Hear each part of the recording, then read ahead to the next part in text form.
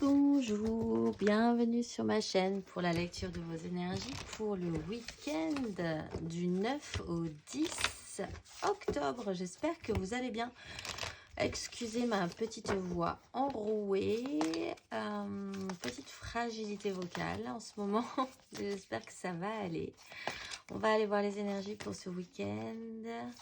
Énergie générale. Oups, là, nous avons le jugement et nous avons la justice. Ben écoutez, prise de conscience, révélation, voir les choses telles que c'est et ne plus faire autrement. Finalement, grosse prise de conscience possiblement hein, ce week-end. Lucidité, clairvoyance aussi. On va aller voir ça. Qu'est-ce que nous réservent les énergies pour ce week-end? On a la 8 de bâton, énergie aidante.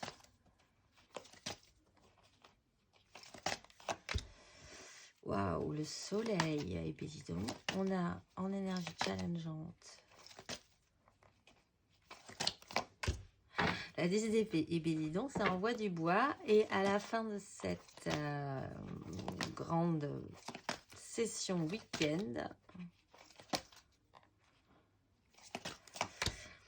on a la 7 d'épée. Bon, on arrivera quand même à passer entre les gouttes au final, parce que c'est quand même de grosses énergies.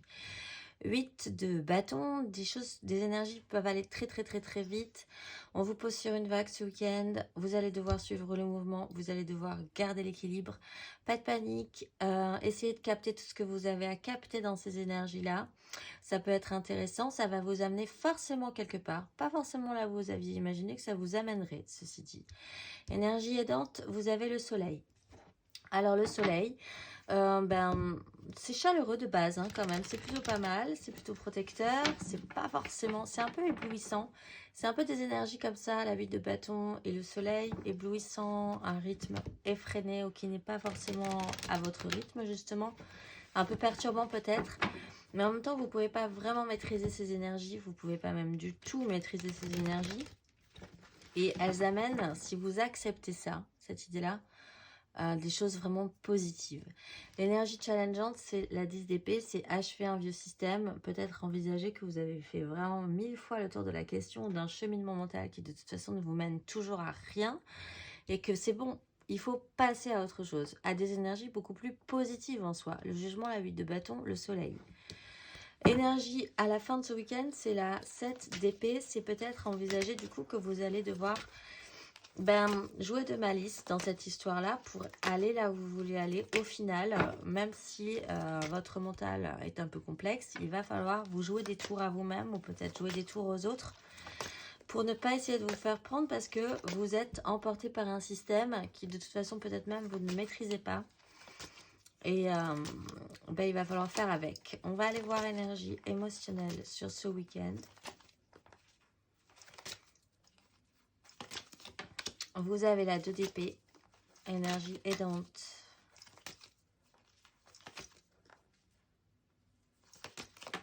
Vous avez la haute fortune, 2 cartes majeures quand même en énergie aidante, énergie challengeante. L'impératrice, énergie à la fin de ce week-end. Cavalier de bâton, la force, le retour, l'as de coupe qui n'est jamais très loin, toujours. Alors, bon, vous ne maîtriserez pas du tout le concept ce week-end avec la 2 d'épée, vous lâchez, laissez-vous porter.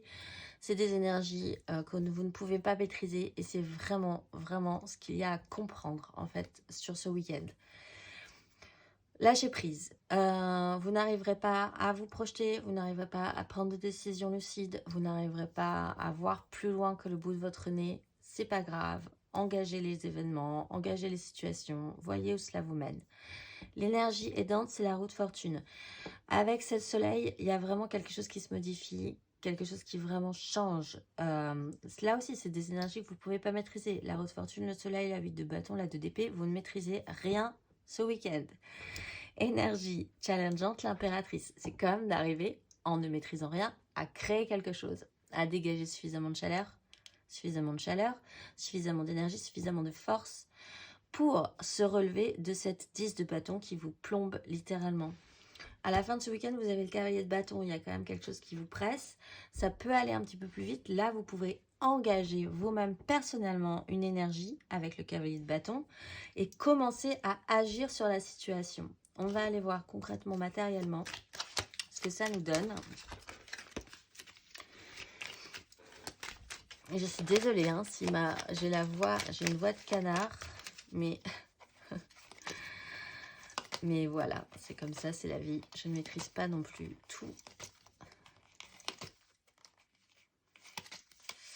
Énergie générale, reine de coupe. Bon, bah, essayez quand même de faire au mieux dans cette situation. Énergie aidante. La 5 de denier. Énergie challengeante.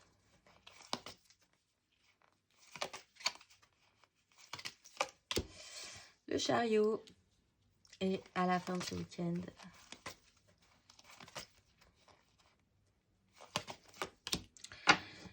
la 8 de bâton.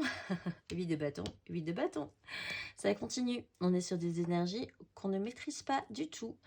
Vous avez le page d'épée en dos de deck et le magicien. Bon, alors, énergie générale, quand même, essayez de bien faire. Essayez d'être hyper réceptif. Vous ne maîtrisez rien, c'est pas grave. Soyez à l'écoute, soyez réceptif, soyez capable de faire avec votre émotionnel, de faire avec l'émotionnel des autres et de bien faire. Énergie aidante, la 5 de denier. Quelque chose se modifie par rapport à un manque. Peut-être que du coup, quelque chose va vous manquer alors que ça ne vous manquait pas du tout. Et là, ça va être mis en lumière. Vous pensiez que tout allait très bien et en fait, pas du tout. Ou vous allez conscientiser qu'il vous manque vraiment quelque chose.